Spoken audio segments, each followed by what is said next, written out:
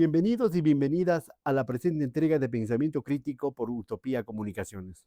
Este es un programa de análisis y opinión de los temas que les interesa y les preocupa a los ecuatorianos y ecuatorianas. Esperamos sus suscripciones y comentarios.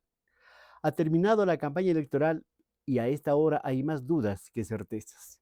Los candidatos y candidatas, especialmente a la primera magistratura, 16 en total, han cerrado sus proselitismos públicos y se han replegado a sus centrales partidarias. Esto no quiere decir que se haya callado la propaganda y las promesas milagreras que están en una guerra digital a través de las incontrolables redes sociales. El denominado silencio electoral que determina el código de la democracia, supuestamente para meditar y reflexionar el voto, es una entelequia formal, porque influencers y trolls de toda la haya operan en todas las direcciones para lavar o ensuciar las caras de los candidatos y así captar adherentes y asustarlos o asustarlos. Pero más allá de los relatos y las prácticas poco éticas de los expertos de la tecnología político-marketinera, están el Consejo Nacional Electoral de CNE, entidad encargada de la organización, dirección, control y vigilancia del proceso electoral, y el Tribunal Contencioso Electoral TCE, organismo de justicia electoral de última instancia. Pero estas dos instituciones de la función electoral han sido blancos de muchas críticas y no pocas sospechas por sus ambigüedades e inconsistencias. Para tener una idea más precisa y expedita de esta situación controversial, agradezco la presencia del doctor Medardo Oleas, expresidente del entonces Tribunal Supremo Electoral. Doctor Oleas, bienvenido a Pensamiento Crítico de Utopía Comunicación. Comencemos con lo que hay que comenzar.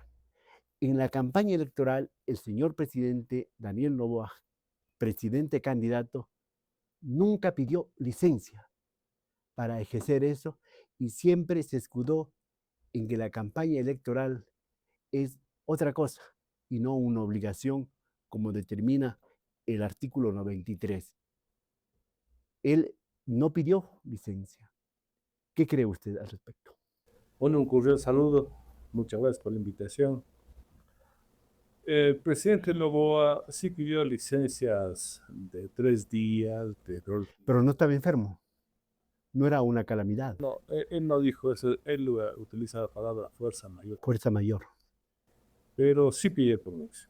El conflicto con la vicepresidenta hizo que utilice esta serie. Pero eso equivale al artículo 93, doctor Uleas. Le digo esto porque, claro, un conflicto personal que tiene con su vicepresidenta hizo que utilice las argucias para no utilizar todo el tiempo de la promoción electoral y dejar encargado. O sea, el fin justifica los medios en este caso. Eso sucedió. Pero a la larga, como le digo, nuestro sistema democrático se ha caracterizado por el no cumplimiento de las normas legales. Lo han hecho casi todos los candidatos en los últimos 15 años, me parece por lo fiscal. Pero eso no es un consuelo, por supuesto que no. No es un consuelo, pero tampoco es un consuelo que tengamos una sociedad que no explique la ley, porque no hay una cultura por la legalidad. La cultura por la legalidad significa que uno tiene que respetar las leyes, nos guste o no nos guste. A mí no me gusta esta constitución y tengo que respetarla. Comenzando desde arriba, desde la cabeza. Y es que la cabeza del ejemplo. ¿Y en este caso hubo ejemplo o no? No, hubo claras violaciones y naturalmente es muy difícil. Estamos en una línea muy frágil en donde no sabemos si habla el candidato o habla el presidente. Se desdobla bonito. Se desdobla bonito. Pero lo importante es que estamos en un proceso democrático es analizar qué le conviene al Ecuador. Porque lamentablemente si analizamos todas las propuestas que realizan los candidatos, parece una burla. Doctor Oleas, en este contexto, con esta tabla rasa por parte del Ejecutivo, del presidente a la Constitución y a la ley, ¿qué papel ha jugado el contencioso electoral? ¿Qué papel ha jugado el Consejo Nacional Electoral? ¿La Corte Nacional, la Corte Constitucional? Es que les repito, todos estos organismos son muy lentos en pronunciarse. Por ejemplo, si hay una infracción electoral, tiene que haber la denuncia, la tramitación del proceso, el juzgamiento, la resolución de la apelación. Son procesos muy largos, no son procesos inmediatos. Doctor, pero ¿usted cree que todo eso es inocente, gratuito? No, nadie es inocente. Bueno, usted en política, si usted habla de inocencia, inocente es un niño, no un político. Un político siempre tiene un trasfondo. No hemos tenido aquí un presidente que con mucha honestidad nos diga qué es lo que pasa en el país. Todos los candidatos que me han dicho, bajo los impuestos y aumento los subsidios. Señor, pues usted comprenderá, estamos 17 años con un déficit, no hemos podido cubrir ni siquiera lo que está presupuestado. ¿Cómo quiere usted bajar impuestos para tener menos ingresos, para dar más servicios? Entonces son locuras. Uno como ciudadano responsable tiene que analizar que la política no tiene que ser el concurso nacional de mentiras como yo vengo manteniendo. Lo que tiene que ser un análisis de ver, no en base de lo que dicen las personas, sino el ejemplo que nos han dado. ¿Cómo puede una persona con un movimiento que ha violado la ley de forma permanente hablar de honestidad? ¿De qué estamos hablando? Entonces yo creo que cuando uno va a un proceso democrático tiene que analizar quién es la persona que puede dar las mayores facilidades para que las personas puedan, en primer lugar, recibir educación, salud y trabajo. Estuvo mal lo que se hizo ayer, está mal lo que se ha hecho ahora y estará mal si se sigue haciendo lo mismo mañana. Pero doctor, últimamente se habla, nosotros tenemos un Consejo Nacional Electoral autoprorrogado, que por el asunto de elecciones es intocable en la Asamblea Nacional. No dejaron que se posicionen los suplentes en el Consejo Nacional Electoral. Este consejo ya tiene varias elecciones en su haber, muchas cuestionadas, muchas criticadas. ¿Hay la suficiente certeza, garantía para decir que este proceso va a ser limpio, va a ser transparente, o hay resquicios para una sospecha? Este Consejo está en funciones prorrogadas por culpa del Consejo de Participación Ciudadana y Control Social, que de forma negligente, irresponsable, inconstitucional no ha podido manejar los procesos de renovación de los consejeros. No importa que tengan elecciones, una cosa es el concurso para elegir quiénes son los mejores candidatos y otra cosa es la elección. Termina la elección y posicionaban a los candidatos. Claro está que eso se da cuenta a la ciudadanía y usted ve que, por ejemplo, la señora Tamaín no tiene la confianza del 80% de los ecuatorianos. Y ella es la que va a dar el veredicto. Ella es la que va a dar el veredicto. Entonces no se ha iniciado un proceso serio, por ejemplo, de depuración del padrón. No se ha manejado un proceso equilibrado, transparente de la promoción electoral, porque cuando no se controla los datos, se permite que los que más dinero tienen sean los que mejor se posicionan. No ha controlado lo que son la vida de las organizaciones políticas. Es un absurdo presumir, aceptar que en el Ecuador tengamos 280 movimientos políticos creados con la falsificación de firmas. Y algunos creados y aprobados a última hora. Exacto.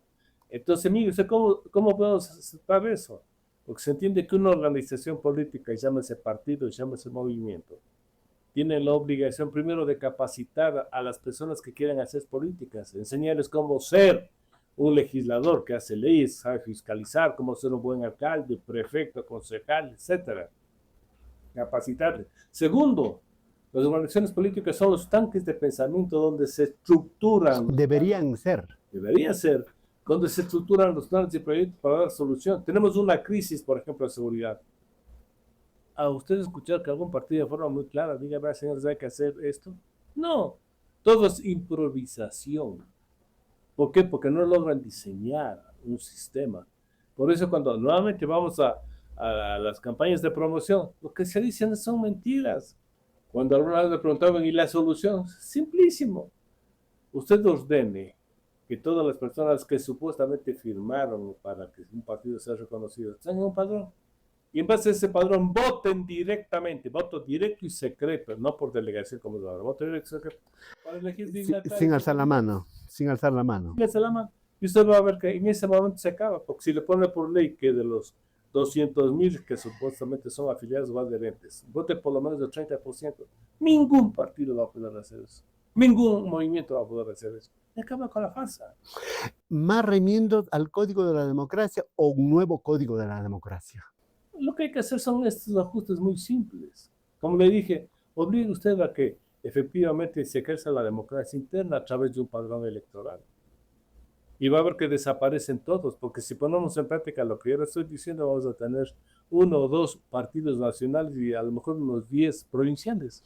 Con eso podemos cortar las alas a los partidos que son de alquiler, a los candidatos que compran las candidaturas, podemos, y también al asunto de cambios de camiseta. Es que eso se tiene que cortar. ¿Por qué? Porque la democracia tiene que ser de calidad, ¿no? Es decir, personas que tengan un pensamiento crítico, que estructuren por planes, no improvisados. No podemos aceptar que en el Ecuador la mayoría de candidatos sean los mediáticos, porque le conozco que en arte me dijo, un futbolista, la reina de la belleza, no.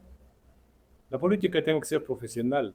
Y es un absurdo que tengamos 16 candidatos que no saben ni siquiera cómo estructurar un buen gabinete. ¿Usted ha escuchado, por ejemplo, alguno de los El candidatos? señor Novoa hasta ahora no completa el gabinete. Tiene a la ministra de Ambiente encargada del Ministerio de Energía. Así es que lo que pasa que él, por ejemplo, lo que debe hacer es no entrar con la novelería, que los jóvenes, le pone a una niña en el Ministerio del Ambiente, esa señorita que ni siquiera ha terminado la secundaria, al ministerio más corrupto, Y le pone a otra, después le dijo traidor y todo lo demás, pues. a la de energía. Esas personas, discúlpeme, son jóvenes, pero no tienen experiencia. El diablo sabe más por viejo que por diablo. Bueno, y hablando de ese caso de gabinete, el Ministerio de Gobierno se pone a señores bravos, prepotentes. Es que es bravo porque cuando una persona no tiene razón, utiliza el insulto. Pues. El insulto es la defensa de quien no tiene la razón. ¿Cómo le va a poner a su íntimo amigo este gordito que da una cosa el nombre? Sabía bravo insultar, que no le gustaba. Sé que está en Colombia, está de embajador en Colombia. Sí, ¿cómo puede ser embajador? Félix Bon. ¿Cómo puede ser embajador? Y el señor ministro de Defensa que amenaza a una jueza y que amenaza a los operadores de derechos humanos, ¿qué le parece? Por lo menos dejó que funcionen adecuadamente las Fuerzas Armadas, lo que es el control de la seguridad, que está bien. Entonces él no ha intervenido mucho, pero habla demasiado también. A ver, señores, estructurar un buen sistema de seguridad implica utilizar los medios, los recursos y las necesidades del país. Una cosa es el control de la delincuencia, por ejemplo, en la sierra, donde hay el delincuente de la calle que abunda. Y otra cosa es el gran delincuente que existen con los lobos, los tiguerones en Guayaquil. De crimen organizado, ¿no? Sí, donde ellos tienen armas mejores que las Fuerzas Armadas. Porque ahora el Ecuador lamentablemente utiliza los puertos para mandar droga. El Ecuador es el principal exportador de droga. Doctor Medardo Leas, a propósito que usted habla de Fuerzas Armadas, ¿no se ha politizado, no se ha manoseado a la policía, a las Fuerzas Armadas? No, no. Yo creo que Pero lo que dijo el señor comandante, que le quita a la expresidenta, a la ex vicepresidenta, dijo un momento, usted recordará, cuando la señora Abad nunca es expresidenta, sigue siendo vicepresidenta. Sí, pero ella no puede hacer un llamado a que las Fuerzas Armadas le posicionen y le sienten en el Palacio Presidencial. Pues está mal. Pero Las tampoco las Fuerzas Armadas que son deliberantes salir y decir, nosotros respaldamos. Sí, pero no puedo decirle ahora, la ONU me respalda. Señora, respeta al presidente. Si el presidente está equivocando, está bien lo que está haciendo. Recurra a las acciones de protección constitucional, a la cosa constitucional. Lo más digno hubiera sido que ya la señora vicepresidenta y el señor presidente Novoa digan por qué se enojaron, por qué ese matrimonio terminó antes de la luna de miel. Y no me importa de ella por qué se enojaran, ¿no? Ellos tenían la responsabilidad ante el país de solucionar de forma interna sus conflictos y no hacerlo público como lo han hecho. Que a mí no me interesan los conflictos que hayan tenido, me interesa que este país sea manejado y gobernado con paz, tranquilidad y viendo el futuro del país. Y ninguno de los dos en este conflicto analizó las consecuencias que tienen esos conflictos internos incalificables desde todo punto de vista. Doctor Olea, ya estamos a la vuelta de la esquina de las elecciones. Usted decía que el padrón electoral no se depuró correctamente y un sinnúmero de cosas.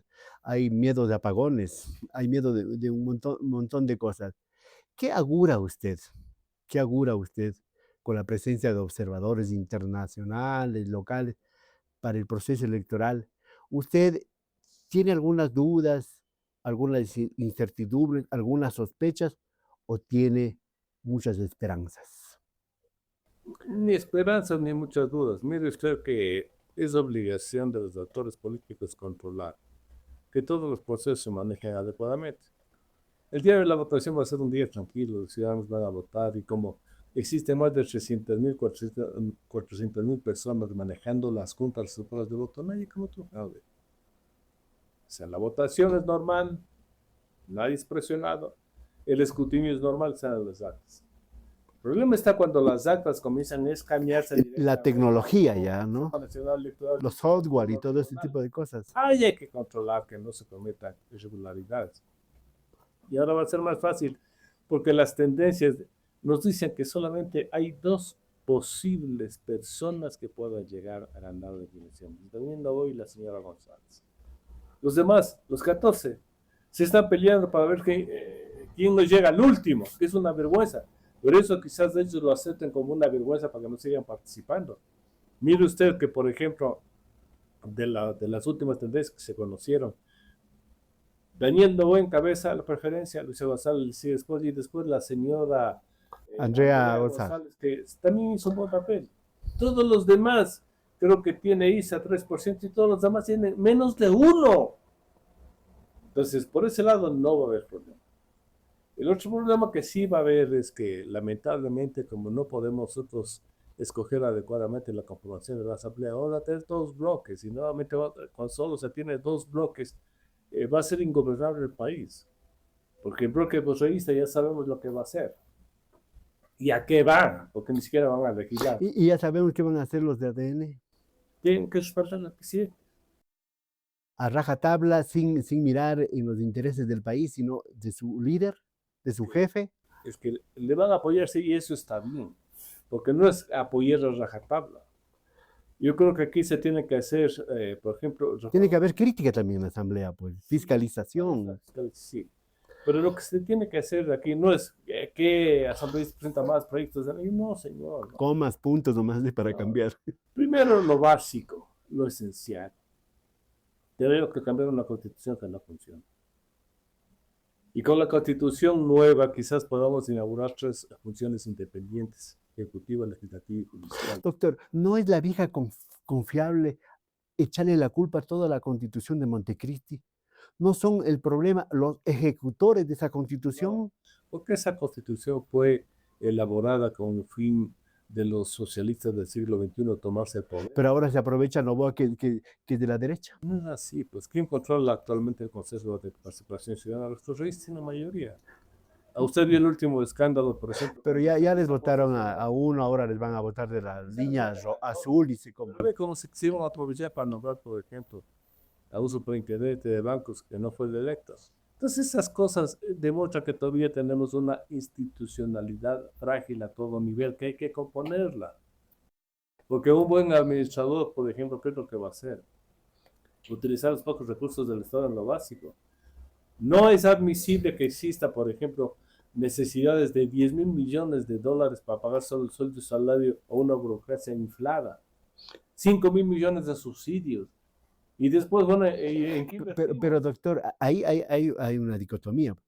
Se dice subsidios cuando se le da a los pobres, se le da a los sectores. Pero cuando se le da a los sectores productivos, a los grandes empresarios, no se dice subsidio. A ver, es que ahí tiene otro nombre, ¿cierto? A ver, no es, Otro nombre. no es así. Por ejemplo, el asunto de las remisiones tributarias, el asunto de no cobrar los impuestos. El señor Noboa se dice, la corporación no paga cerca de 90 millones de dólares de asuntos. ¿Quieres saber quién me paga impuestos? ¿Quién lo paga? La ciudad de Guayaquil. Quito. Más del 40%, más del 40%. 9.700 millones en impuesto del IVA. Ellos pagan 4.700. ¿No es la capital económica? Claro, Quito, Pichincha es una vergüenza. Es la que más paga. Imagínense, después llega a Cuenca con 4%, después el Cantón Pangui, gracias a la minería. Entonces, ¿quién no está pagando impuestos? Todos guayaquileños. Incluido la corporación Noboa. Y todos los demás. Entonces, el problema no está en si estos reclamos que hay que no han pagado estas grandes corporaciones. El problema está que aquí tampoco hay una cultura de pago de impuestos. Entonces, ya le digo, yo no puedo aceptar que Quito pague el doble de impuestos frente a lo que es la ciudad de Guayaquil. Entonces hay que cambiar todo eso. Hagamos una cosa muy simple. Pero hasta que se dé una nueva constitución que no es soplar y hacer botellas, se demora ese proceso. Tiene cualquiera que, si el señor Noboa es reelegido, porque cualquier eufemía no es reelegido, y él está para la reelección, o la señora González, tienen que gobernar tratando con esta constitución. Sí, sí, pero también hay como hacer cosas muy simples, novedosas, revolucionarias. Por ejemplo, que el IVA lo cobre cada ciudad y limpiarse en la ciudad. Nada más.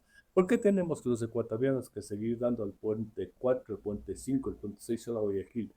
Ir quitando recursos a todas las provincias que necesitan un desarrollo. Yo no puedo aceptar que sigan poniendo puentes cuando hay ciudades sin agua potable, sin ¿No alcantarillado. dirán que el doctor Olea está siendo regionalista? Que me digan regionalistas, pero es la verdad. Entonces, yo no puedo aceptar que se esté invirtiendo mucho en una ciudad quitándole los recursos para el resto del país. Entonces, cuando todos tengan agua potable o alcantarillado, entonces hagamos eso. La segunda cosa, yo no voy a aceptar que se entregue recursos a todos los GAP porque simplemente sacó una ley y les da siempre de rendición de cuentas. Si yo veo que esos GAP no están utilizando en dar agua potable y están comprando maquinario, entonces yo simplemente les quito los recursos. Entonces, ¿para qué está la Contraloría entonces? No, la Contraloría es para evitar que se roben, no para definir cómo se utiliza un presupuesto. Entonces, le digo, son cosas simples para el manejo y desarrollo del país. Entonces, mire usted, por ejemplo, invertir en qué. Nuevamente quieren seguir construyendo la gran obra pública para cobrar las comisiones con los contratos.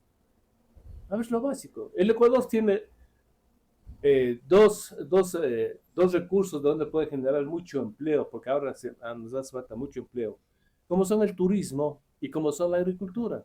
A la agricultura, démosles a todos los campesinos plástico para que pongan invernaderos, riego por goteo, semillas de calidad. Van a producir bastante. Y después rompamos con eso, rompamos con los intermediarios que le explotan al pobre campesino. Yo recuerdo desde niño que siempre se hablaba que van a mirar al campo, pero parece que miraban tapados los ojos. O que van a sembrar el petróleo, se dijo, ¿se acuerda?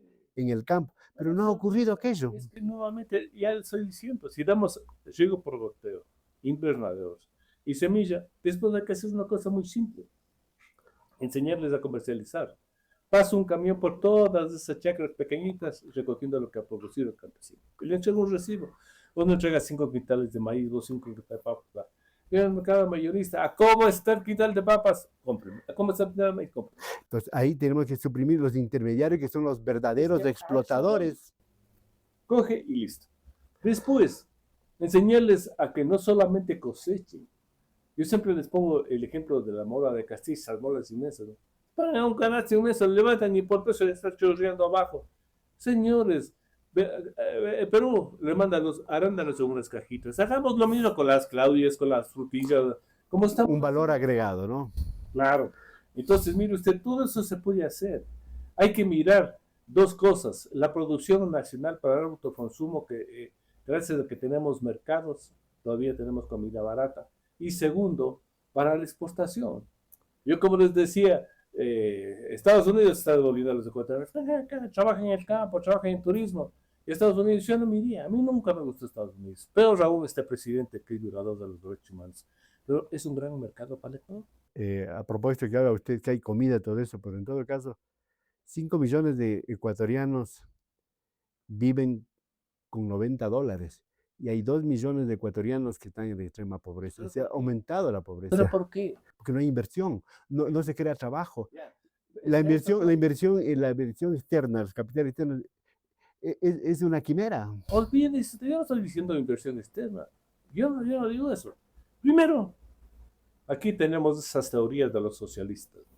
El trabajo no puede precarizarse.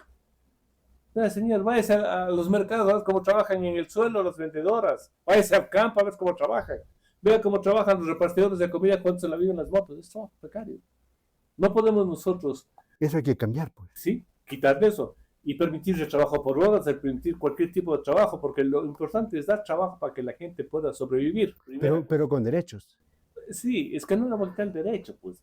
Lo primero que hace, por ejemplo, el Estado es fijar el costo por hora y se acabó. Entonces usted hace eso y permite que salen cientos de negocios. Segundo, no puedo yo, que estoy con un pequeño negocio, coger un trabajador y darle estabilidad de por vida. ¿Cómo así? Si quiebro, ya quebré. La estabilidad tiene que ser manejada prudentemente. Porque ya le digo, si yo estoy con una pequeña negocio, si quebré, tengo que pagarle 3, 4 salarios de indemnización. No, hay que cambiar eso. Hay que cambiar cosas, por ejemplo, la jubilación patronal.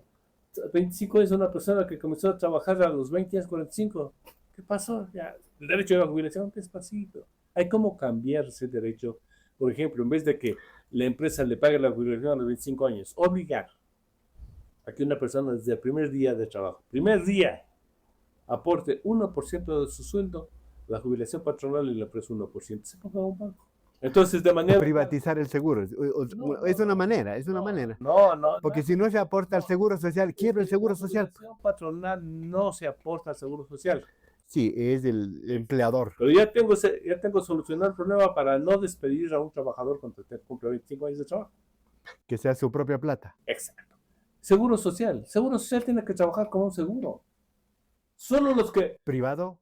Como un seguro privado. ¿Tenemos la experiencia de Chile? No, después le cuento la experiencia. Un seguro. ¿Por qué? El Estado, el derecho a la salud lo hace. Al que no tiene recursos y no tiene aportes, váyase al Hospital Eugenio Espejo. Es un buen hospital. Que funciona una maravilla, ¿no? Sí. Y al que aporta, ¿por qué le vamos a disminuir? Porque el que está aportando está con su dinero mandando a una institución para que le garantice la jubilación y la salud. Entonces, lo único que se hace con el seguro es que dé solo 2 servicios, solo 2. Salud y pensiones. Las pensiones, por ejemplo, ¿cómo se garantiza? Se obliga a que el seguro solo invierta en crédito hipotecario, que es lo más seguro. Que no sea caja chica, entonces. Exacto, pues si no caja del gobierno. Entonces, usted es contrario al seguro universal. El seguro universal, la palabra es que todos tengan que estar afiliados, sí. Sí, si trabajas, sí, es un seguro universal, pero no gratuito, pues, por ley, que se atienda a los hijos de los jubilados. Van a quebrar, pues señores, por favor, van a quebrar. Doctor, vamos avanzando y quiero volver para terminar al asunto electoral. Desde hace rato se habla del origen de los recursos que se utilizan en las campañas, pero nunca se ha judicializado, nunca se ha llegado a descubrir. Siempre se dice, hay plata del narcotráfico, hay plata de esto, hay plata del otro. Hasta, yo me acuerdo, un ministro del Interior, el señor Zapata, llevó una lista a la fiscalía diciendo un montón de cosas y nunca se prosiguió con las investigaciones. ¿Qué se está haciendo eso? Está contaminada la política, está contaminada la democracia, están contaminadas las elecciones con ese tipo de situaciones. Sí, incluso ahora hay candidatos que están involucrados en delitos penales, como metastas y como altura. Son la vergüenza. ¿Y sabe por qué sucede todo esto? Porque no se quiere controlar el gasto electoral.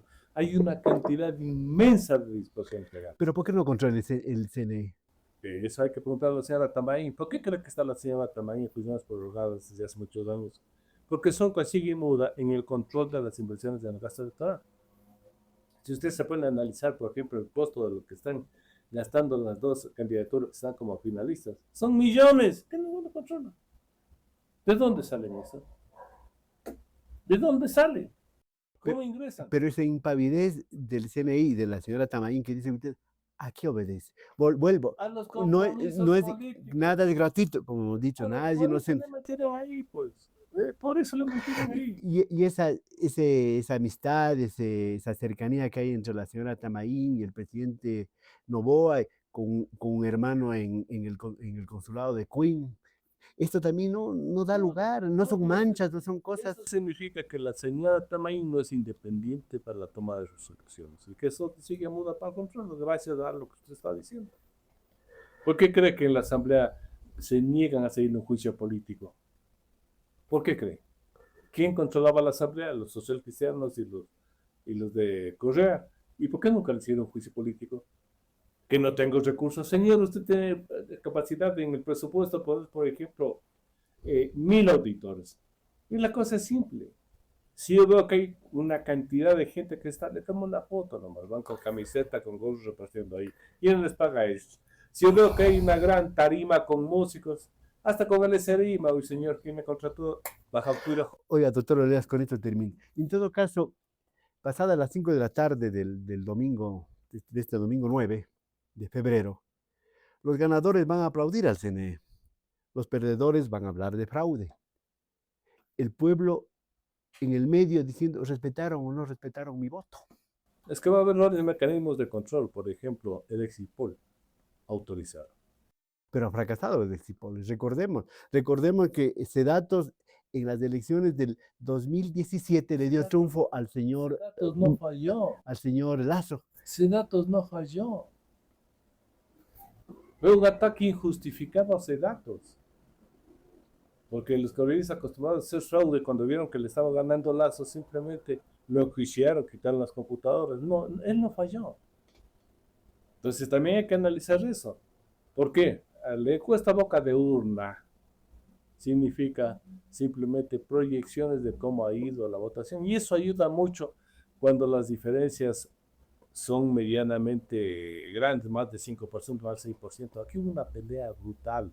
El problema es que llega a las 5 de la tarde, incluso algunos medios no respetan que no pueden sacar antes del cierre, pero se adelantan y como que preparan el ambiente, hay un poco de cosas. Está prohibido que se dé a conocer las encuestas y bocas de urnas cuando los porcentajes van entre el 1 y el 2%. Está prohibido, porque ahí sí se tiene que respetar los discutimos. Ojalá, doctor, 9 de febrero se refleje lo que la gente dice en las urnas, para bien o para mal. Usted como ex autoridad electoral, ¿usted podría tener alguna reflexión en este momento? Sí, que mire, la democracia no solo es participar en elecciones, es una participación activa y permanente. Por eso yo he dicho, cualquiera de los dos que gane, no les damos cheque en blanco para que hagan lo que les dé la gana. Entonces tenemos que controlar que en primer lugar se estructure el gobierno con gente de calidad que conozca las áreas donde va a desempeñarse. Que los ministerios no sean para los amigos, para los parientes o para los financistas, sería más grave. ¿Cree que oigan? Tienen que oír. Porque el problema es que los ciudadanos a veces se olvidan, ya le eligieron y le dejan que haga, no. Que se maneje adecuadamente el presupuesto, dando recursos a donde más se lleve. Que no tengamos ya inauguración de una escuela que no tenga pupitres, que no tenga agua, que no tenga nada. Entonces hay que ir pensando en que las cosas tienen que fluir, porque un Estado está para dar la estructura necesaria para que todos nos desarrollemos. Hay que recordar que el Ecuador está más allá de un cartón y más allá de Correa. Los ecuatorianos no somos de un cartón, como se presenta el presidente Novoa, y tampoco somos un Correa. Somos más que eso. Y esperamos que este 9 de febrero, ojalá salga no humo como las propuestas de los candidatos, sino algo de esperanza y algo, no sé si de consuelo. Doctor, muchas gracias. Señoras y señores, esta es la comparecencia del doctor Medardo Olea, expresidente del Tribunal Supremo Electoral, aquí en Pensamiento Crítico de Utopía Comunicaciones, hablando de ese tema que nos tiene atrapado, las elecciones. Ojalá para bien. Hasta la próxima.